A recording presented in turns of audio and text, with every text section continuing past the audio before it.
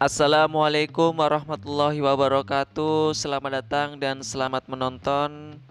Jangan lupa subscribe channel saya agar Anda selalu mendapatkan notifikasi video-video terbaru dari saya.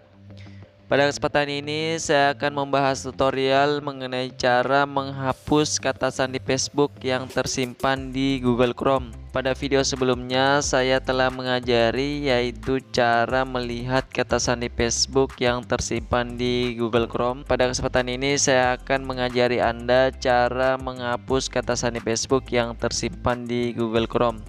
Adapun caranya, Anda masuk di Google Chrome Anda seperti ini. Kemudian setelah masuk, Anda klik 3 titik pojok paling kanan atas seperti ini. Kemudian Anda scroll ke bawah, lalu Anda klik setelan.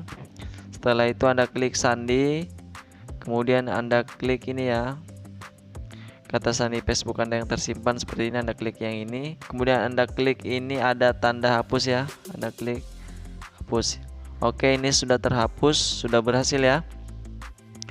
Demikianlah tutorial yang bisa saya sampaikan kepada Anda. Semoga bermanfaat. Like video ini jika Anda suka, komen jika Anda ingin memberikan saran yang bermanfaat, dan share kepada teman-teman Anda jika Anda ingin berbagi ilmu. Saya akhiri, wassalamualaikum warahmatullahi wabarakatuh.